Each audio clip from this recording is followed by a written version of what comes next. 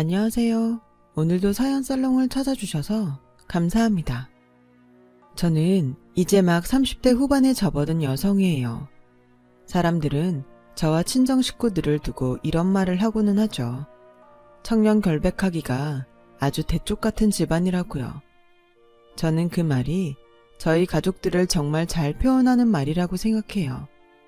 아버지는 법질서를 수호하는 공직자로서 한평생 청년 결백하게 살아오셨고, 언니도 그런 아버지를 본받아 부정부패와는 거리가 먼 공직자의 삶을 살고 있죠.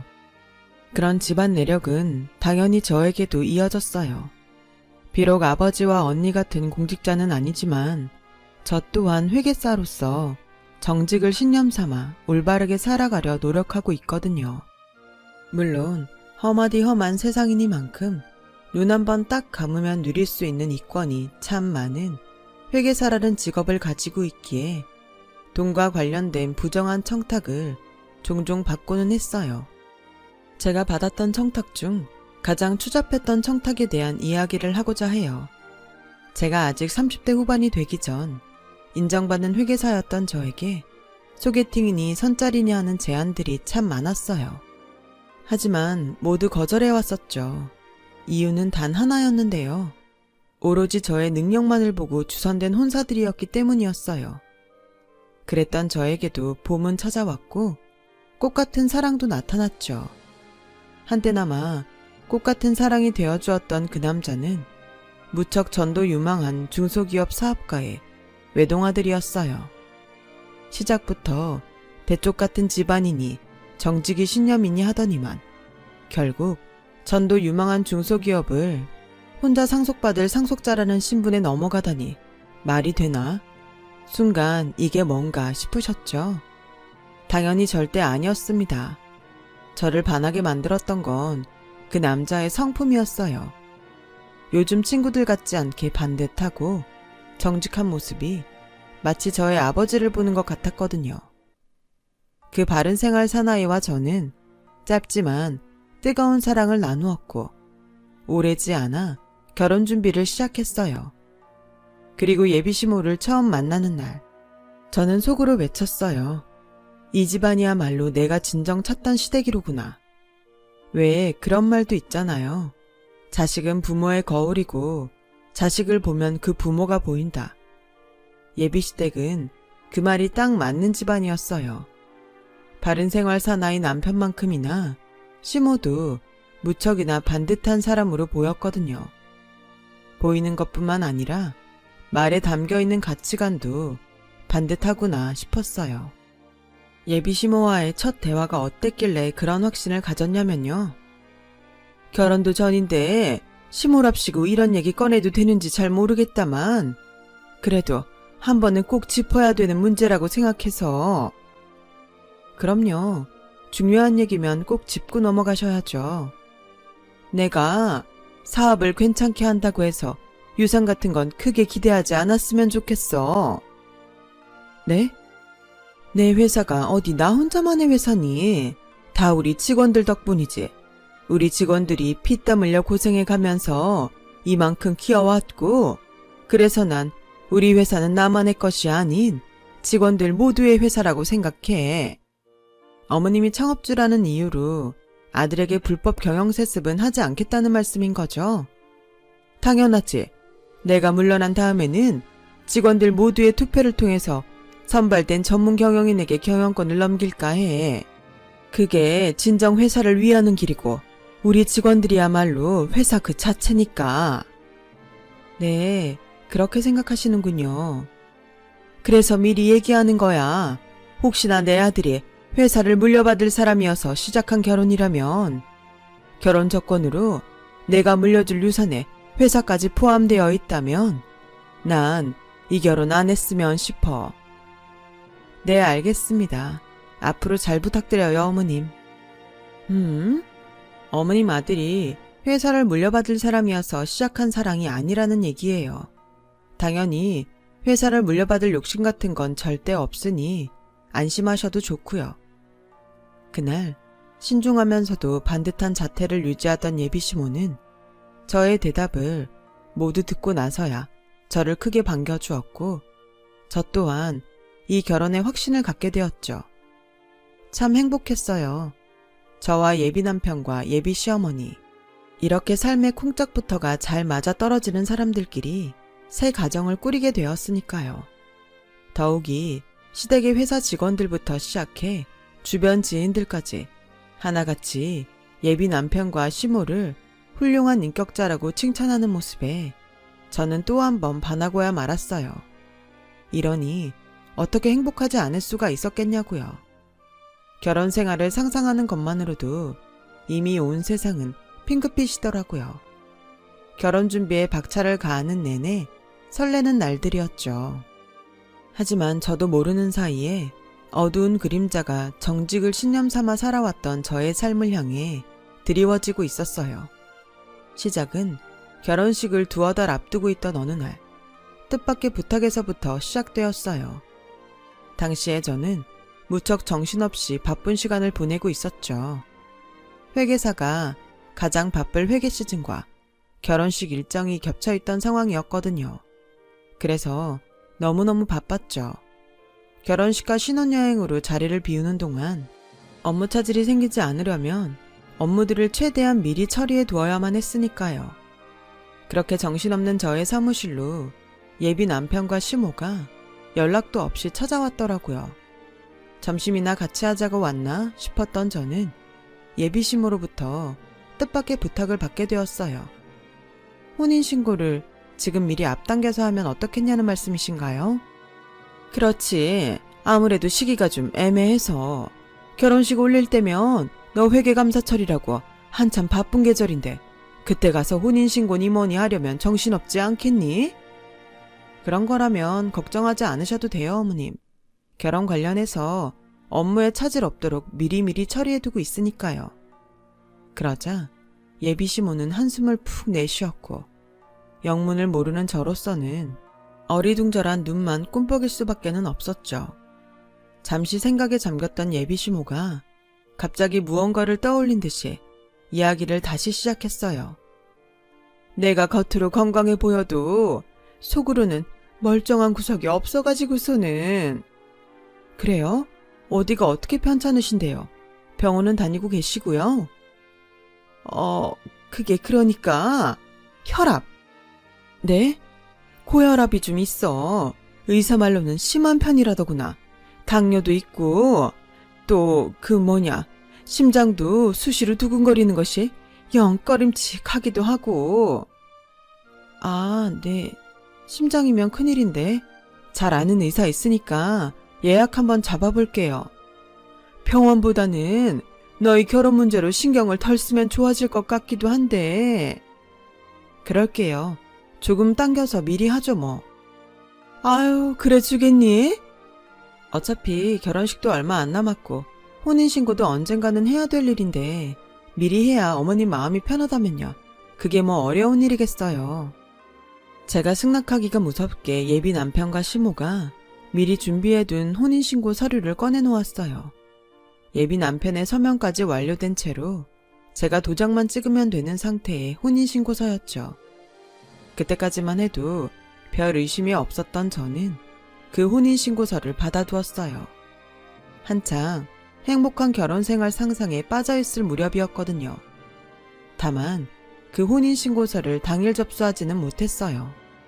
그날에는 가뜩이나 바쁜 일정에 예비 남편 그리고 시모와 점심 식사를 하느라 더 바빠져 있었으니까요. 그래서 혼인신고에 저희 도장까지 찍어둔 채로 내일이나 모레쯤 접수하러 가기로 마음먹었었죠. 그런데 하필이면 바로 다음 날에는 급하고 중요한 업무가 생겨 혼인신고 접수를 며칠 더 미루게 되었는데요. 그때는 몰랐죠. 엄청 바빴던 탓에 며칠 미루어둔 채로 잠깐 잊어먹고 있었던 혼인신고 접수가 저희 삶을 구원해준 한 수가 되어버릴 거라고는 정말로 몰랐어요.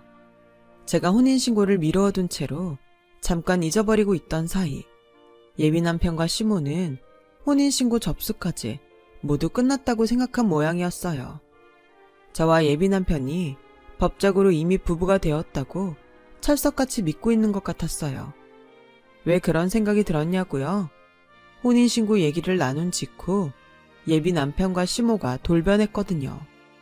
저를 다짜고짜 자신들의 사무실로 불러다 억지로 앉혀놓고는 그렇게 본색을 드러낸 예비 남편과 시모의 모습은 내가 다른 사람들을 만나고 있나 싶을 만큼 표독스러웠죠.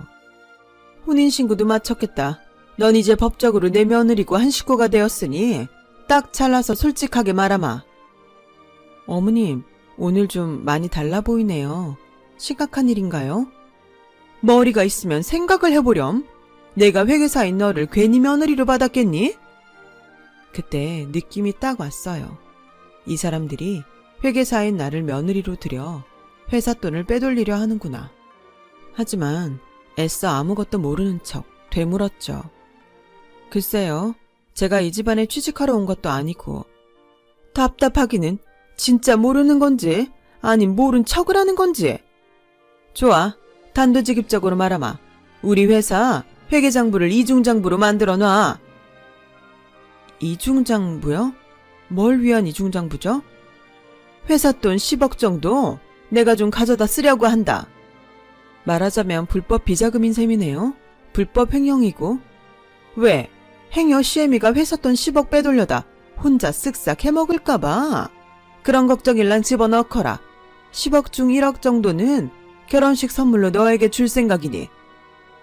와, 1억이요? 돈 벌기 참 쉽다. 그쵸? 눈 한 번 딱 감으면 1억이 뚝 떨어지고. 근데 겨우 그런 걸로 저를 구워 삶을 수 있다고 생각하셨다면 오산인데? 순간 예비 시모의 얼굴에 만족스럽다는 미소가 떠올랐어요. 1억이 적다? 하긴 그 정도 포부는 있어야 우리 식구 될 자격도 있는 법이지. 좋아, 얘기해보렴. 얼마나 해주면 욕심이 채워지겠니? 얼마까지 해주실 수 있는데요? 이게 통 큰 것 좀 보게. 그래, 어디 욕심나는 만큼 챙겨봐. 단 내 능력껏. 이중장부든 어떤 방법이든 내 능력이 되는 선에서.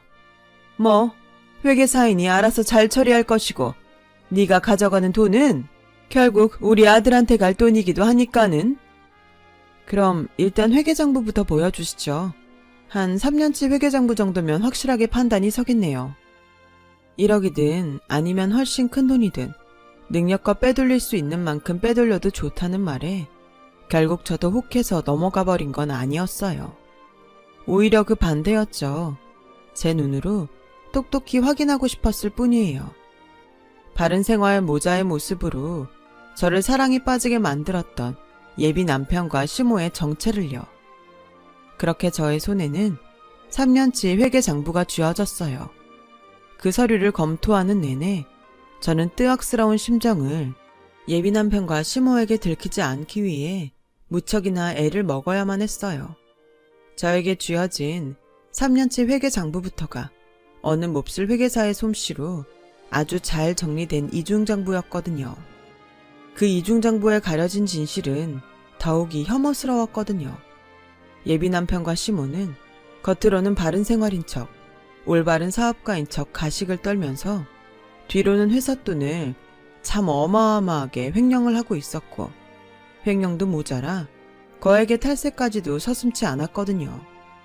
결국 그들은 회사 돈을 빼돌릴 돈으로 호의호식하는 개차반에 불과했어요. 직원들이 피와 땀으로 헌신해가며 일궈낸 회사 돈 말이에요. 아무것도 모르는 채로 그 자리에 억지로 불려가 앉아있던 저는 졸지에 선택의 기로에 놓인 꼴이었어요. 그들과 공범이 되어 큰 돈을 만지며 떵떵대고 사느냐, 아니면 소박하지만 정직한 삶을 지켜낼 것이냐 하는 선택의 기로였죠. 그 선택의 기로에서 저는 구역질이 좀 나네요. 살다 이렇게 역겨운 장면은 처음이라. 뭐야?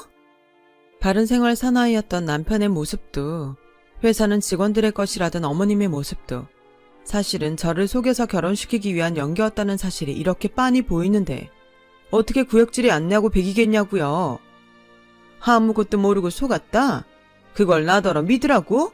시애미를 멍충이로 보는 것도 아니고 정말 까놓고 세상 동욕심 없는 사람이 어딨다든. 다들 그렇게 사는 거고 좋은 게 좋은 거지. 세상에는 그렇지 않은 사람이 더 많아요. 왜 그걸 모를까? 새파랗게 어린 년이 어디서 훈계질이야 훈계질은. 그러는 넌 뭐가 얼마나 떳떳하다고? 난 떳떳해. 하늘을 우러러 한 점 부끄럼 없이 살아야 한다고 배우면서 자랐고 배운 그대로 잘 지키면서 살아왔어. 됐지? 그렇게 쏘아붙인 제가 자리를 박차고 나가려는데 예비 시모가 거칠게 앞을 막아서더군요. 가긴 어딜 가? 회계감사 시즌 몇 주나 남았다고. 돈은 능력껏 얼마든 가져가도 좋으니 얌전히 앉아서 이중장부나 만들어. 그러라고 회계사까지 찾아다 결혼시켰으면 그걸 하라고. 아, 이제 좀 알겠네. 이래서 결혼식 전에 혼인신고를 서둘러야 했구나. 지병이니 뭐니 핑계까지 대가면서. 하긴 얼마나 마음이 급했겠어. 회계감사 시즌 전에 며느리 도장을 찍어놔야 가족이랍시고 엮어서 불법 횡령이나 하는데 마음 편히 써먹을 테니까. 그치?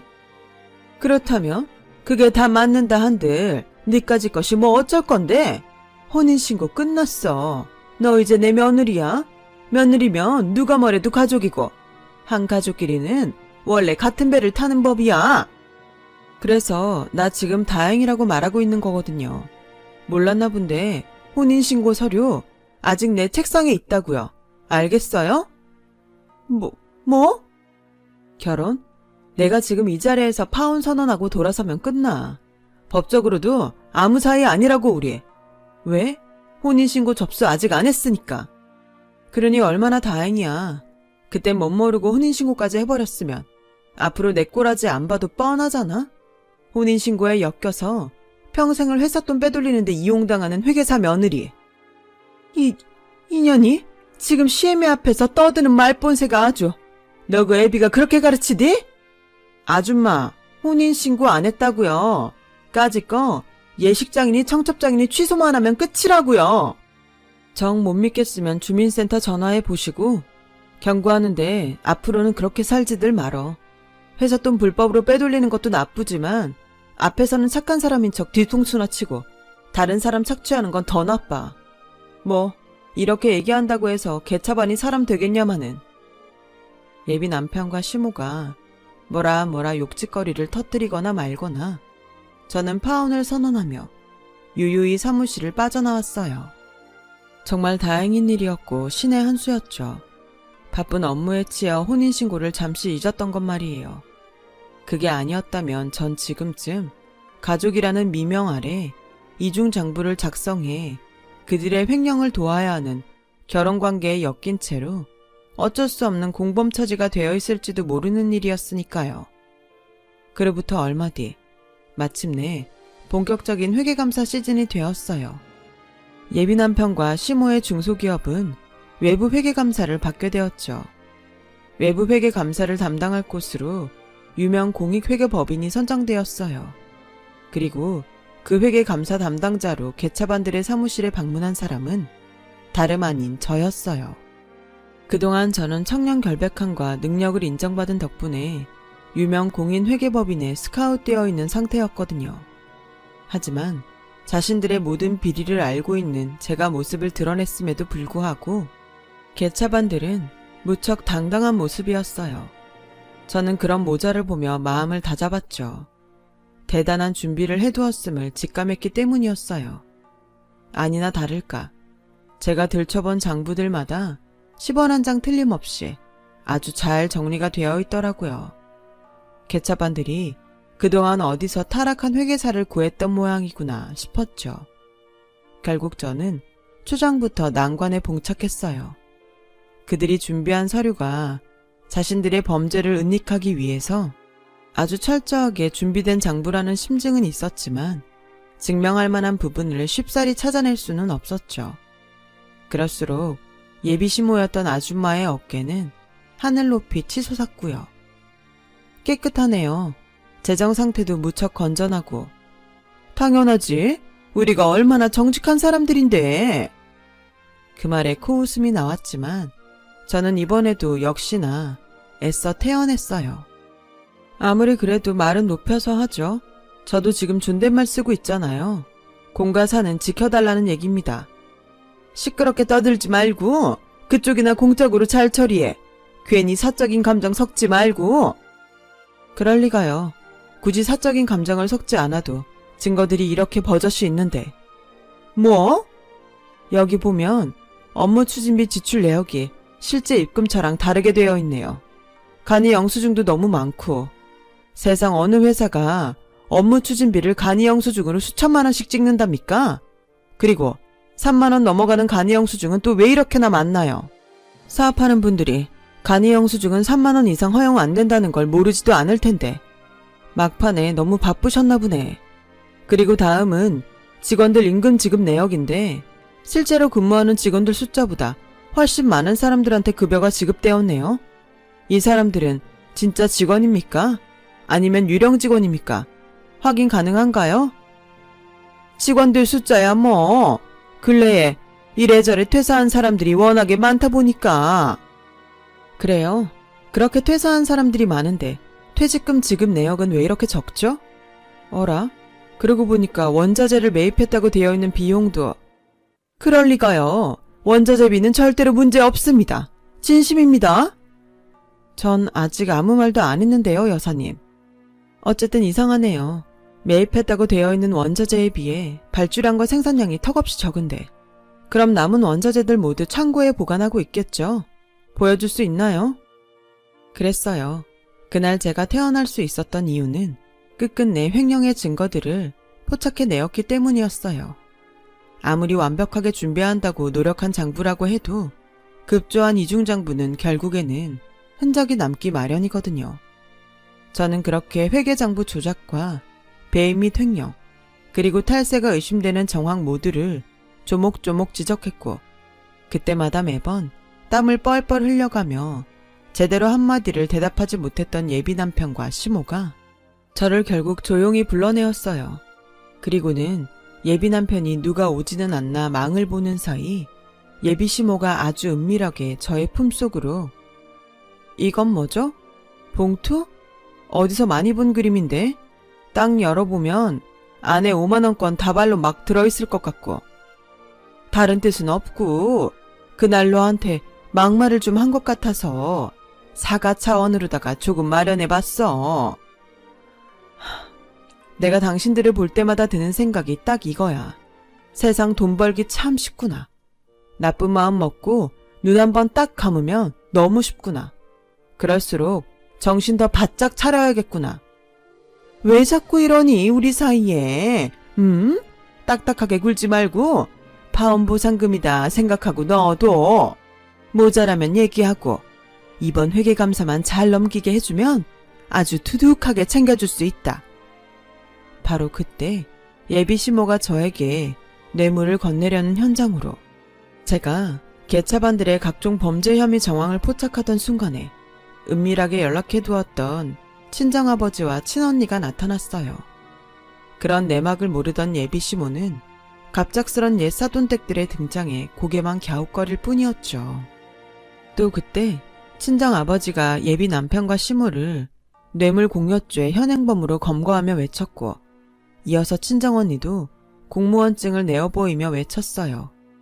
심옥순 씨 그리고 김철수 씨를 뇌물 공여죄 현행범으로 긴급 체포합니다. 변호사 선임할 수 있고 지금부터 하는 말은 법정에서 불리하게 작용할 수 있어요. 묵비권도 보장됩니다. 유감이지만 두 분의 땡땡 상사는 현 시간부로 국세청 세무조사 대상이 되었음을 알립니다. 앞으로 많은 협조 부탁해요. 공무집행 방해 혐의까지 더하고 싶지 않다면요. 그러자 한참을 멍하니 상황 판단을 하던 예비 남편의 얼굴은 사색이 되었고 예비 시모는 주저앉아 넋을 놓았더군요. 법질서를 수호하는 공직자로서 한평생 청렴결백하며 살아오신 친정아버지는 경제범죄 수사팀에 근무하는 형사거든요. 아버지를 본받아 부정부패와는 거리가 먼 공직자의 삶을 살고 있는 언니는 개차반들의 중소기업 관할 세무서 공무원이었고요. 결국 제 친정아버지의 손에 연행되었던 모자는 애타는 구원의 눈빛으로 저를 돌아보았고 정직이라는 신념을 울곧게 지키며 살아온 회계사인 저 또한 그 모자에게 마지막 한마디를 했습니다. 파혼하면서 경고했잖아요. 앞으로는 그렇게 살지 말라고. 회계감사 결과는 장부를 더 뜯어보고 해야 알겠지만 장부 조작과 이중장부, 그리고 대표이사의 횡령 및 배임 혐의가 확실한 이상 아마도 두 분의 회사는 저는 오늘도 청렴결백한 회계사로서의 삶을 이어가고 있어요. 예빈한 편과 시모는 어떻게 되었냐고요? 그날의 회계감사에서 제가 개차반들의 회사에 내린 회계감사 결과는 부정적 의견이었어요.